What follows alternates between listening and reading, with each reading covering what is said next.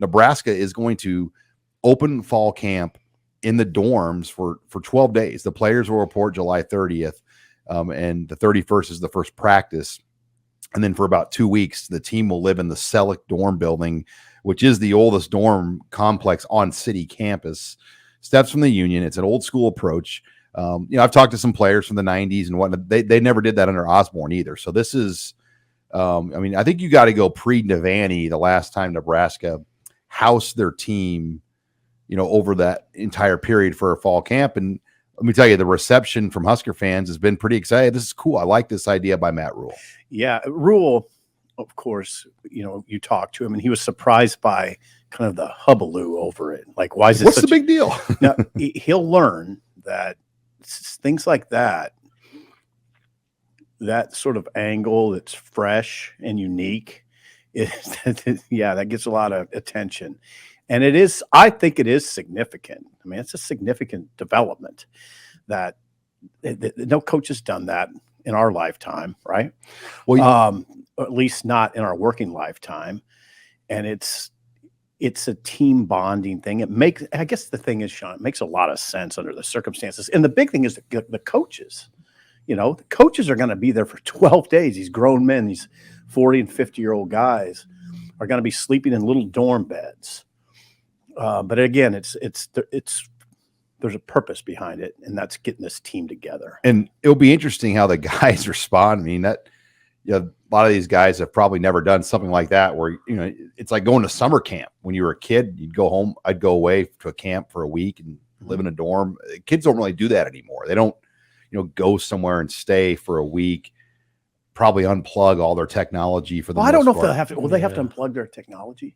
I mean, I'm sure they might. I'm not saying they're not going to bring it into. I mean, there's going to be some probably personal time, but there's going to be no girlfriends. There's going to be, unless they sneak in.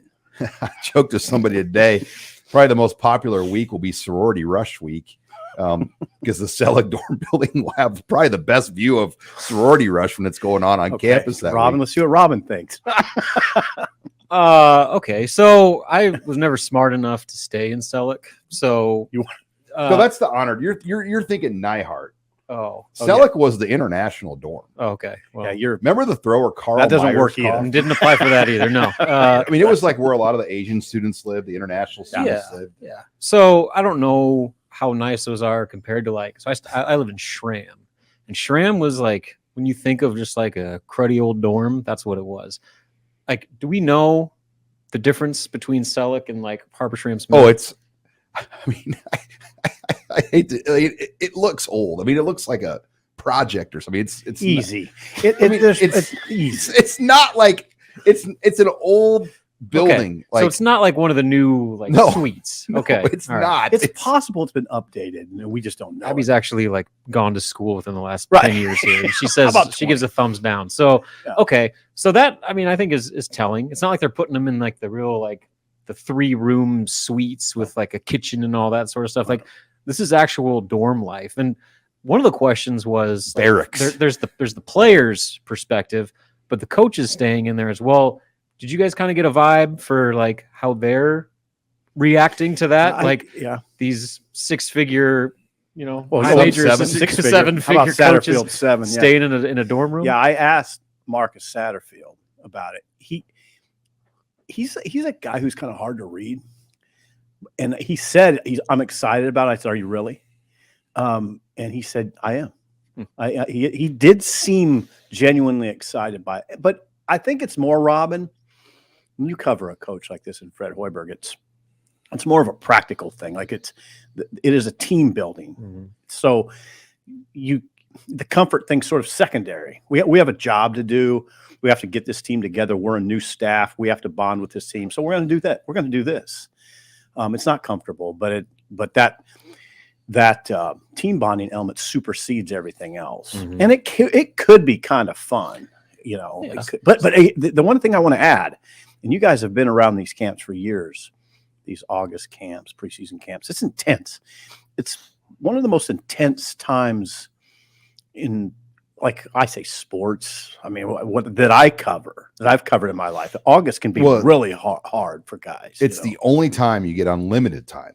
Mm-hmm. Once school starts, only the time coaches get unlimited time, right? Yeah. That's what you're saying. Unlimited time. Like, so when school starts, you have the 20-hour week. Right now in the summer, they get 8 hours a week. Okay. During fall camp, they get unlimited hours a week. So what they're doing is we're going to get you for 16 hours a day. Whoa. Yeah. And we're going to 14. Well, but I get you. No, I get what you you're get what I'm saying. saying. Like we're going to maximize. Yeah. When you wake up and when you go to bed, other than that, you're ours. Mm-hmm. And we're going to build this team this way. You know, the only other team I've heard locally do something like that. Remember Pat Burns, the old UNO coach? I do. He used to take his team to Elkhorn Mount Michael. Is that right? And you know, that's an isolated place. They have dorms there. And I know they ran some camps there, if I'm not mistaken. And if somebody in our YouTube comments wants to chime in, I don't know how many former Maverick football player listeners we have. But, I'm sure we have some. But I want to say they used to do that. But you know, you've heard teams like Arizona State. You can't practice in Tempe outside in August. So like that was a team I know that would go away in the mountains. Well, and Rhule pointed out it's common in the pros, in the NFL. Well, the Chiefs used to go to River Falls, Wisconsin. Chiefs go up to Wisconsin. That's a good example. But there's other teams that do it too. And the media would stay in the dorms. Right. I did think it was sort of funny that Rhule said, I don't know what the big deal is. He's going to learn that. Parker Gabriel's the one who always used to say the words to writers at the Journal-Star, no angle too small. When you're covering Nebraska football, no angle too small. 100%. Yeah.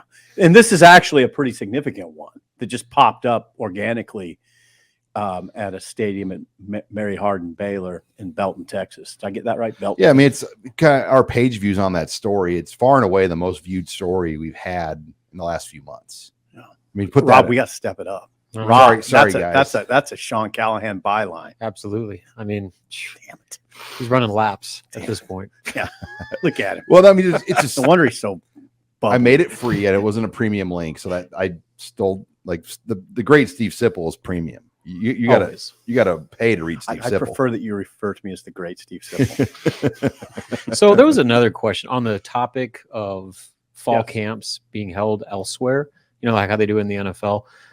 That would never happen at Nebraska, obviously, logistically. Like, there's just too much. Well, it did happen in the 50s. Okay. They used to go to Curtis. It's a much different animal. They used to go to Curtis, Nebraska, Crazy. Where the agriculture college is for the university, and it was called Camp Curtis.